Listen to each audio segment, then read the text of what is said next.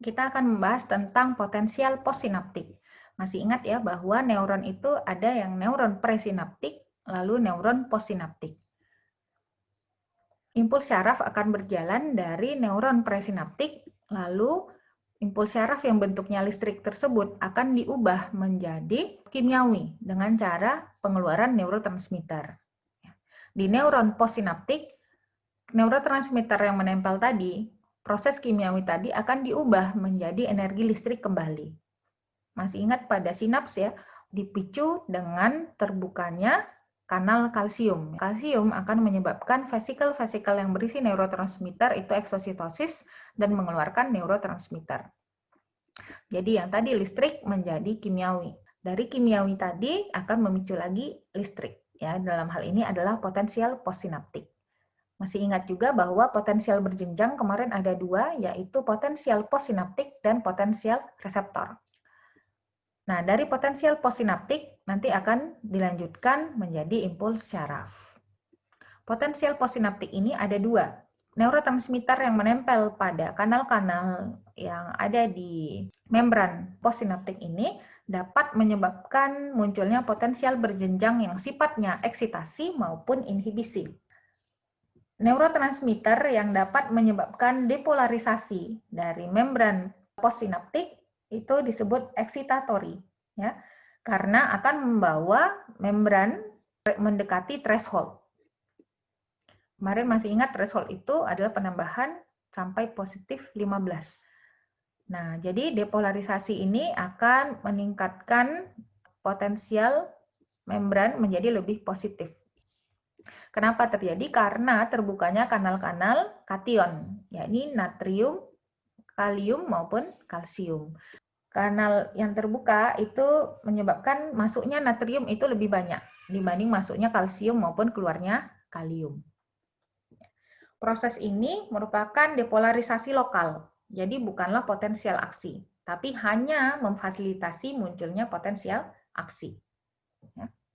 Semakin mendekati threshold, maka akan semakin memungkinkan terjadinya potensial aksi. Lalu ada yang sifatnya IPSP ya, atau inhibitory postsynaptic potential.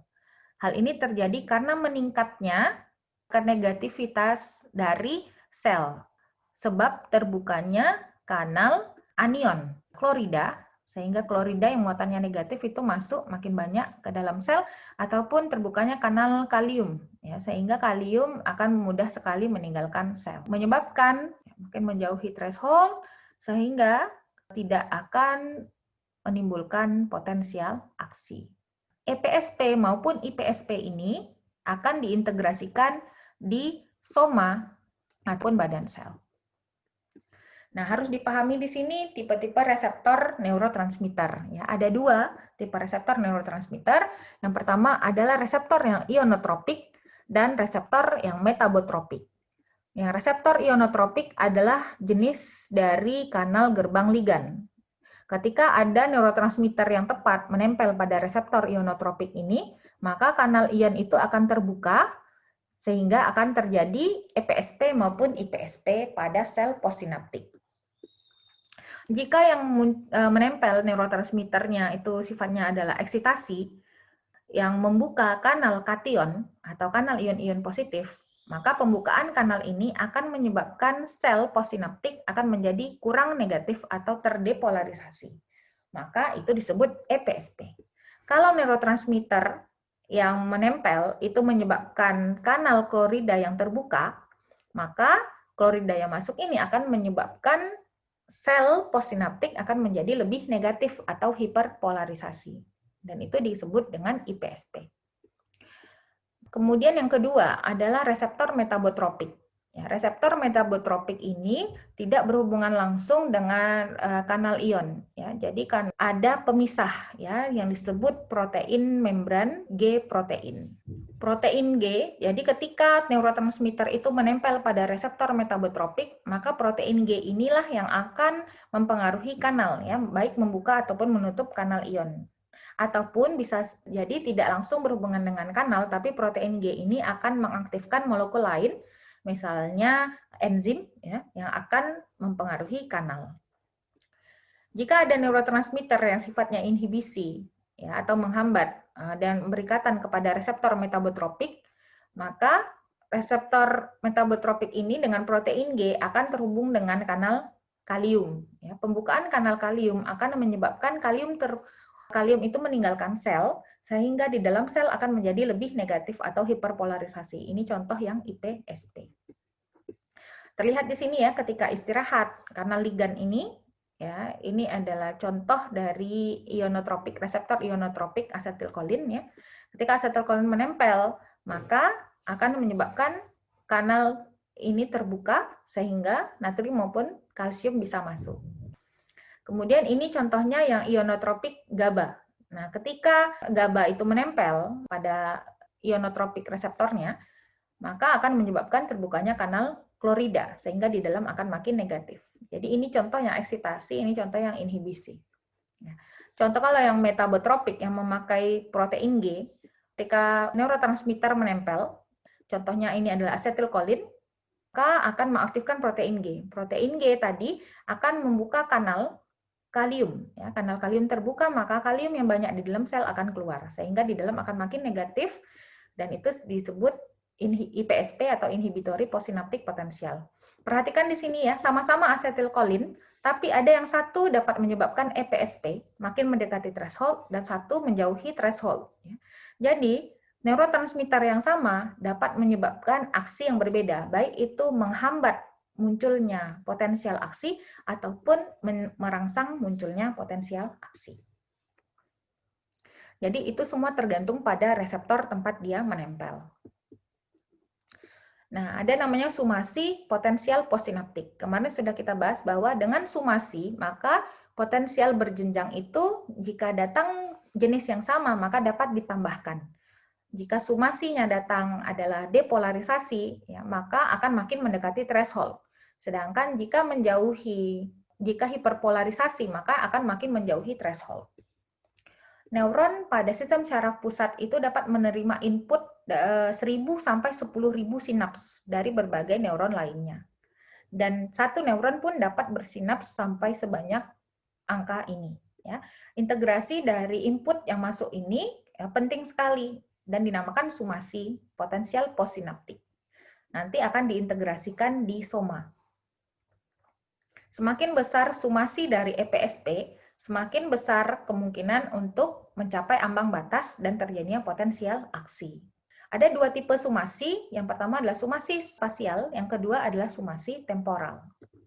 Nah, sumasi yang spasial adalah sumasi potensial postsinaptik sebagai respon adanya stimulus dari lokasi yang berbeda di membran sel postsinaptik pada waktu yang sama. Jadi terjadi stimulasi simultan dari banyak neuron presinaptik pada satu neuron postsinaptik. Perhatikan di sini, neuron presinaptik 1 dan 2 akan menstimulasi neuron ketiga, ya, neuron postsinaptik.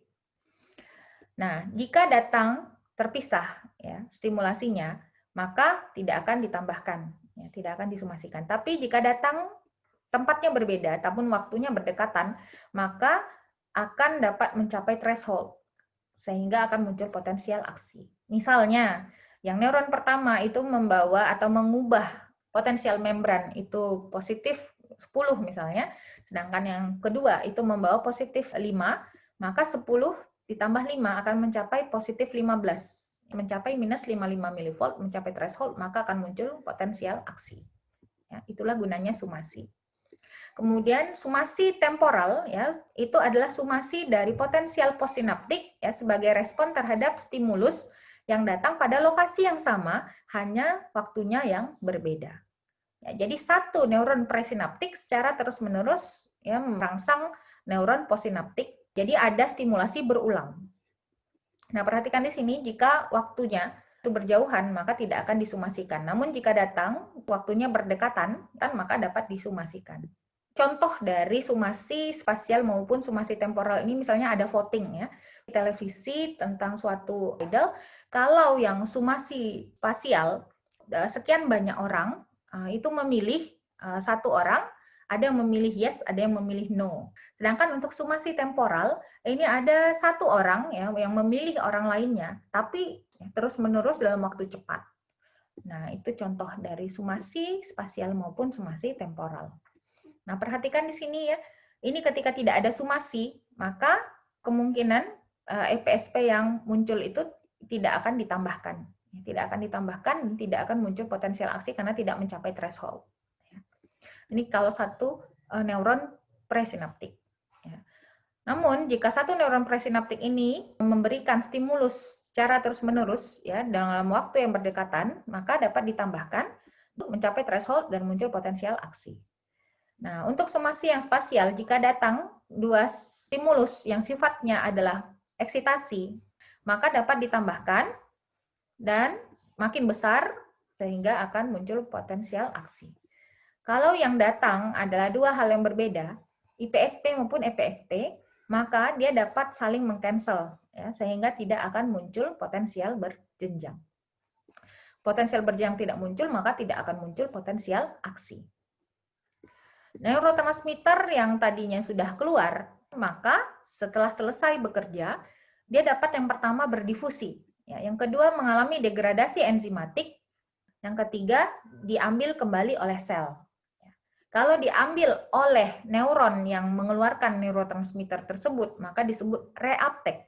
Tapi jika diambil oleh neuroglia di sekitar dari neuron, maka disebut uptake. Ini contohnya ya. Jadi ketika sudah keluar, sudah menempel pada reseptornya di membran postsinaptik, maka yang pertama dapat berdifusi, ya, menjauhi sinaps, ya, ke cairan ekstraseluler.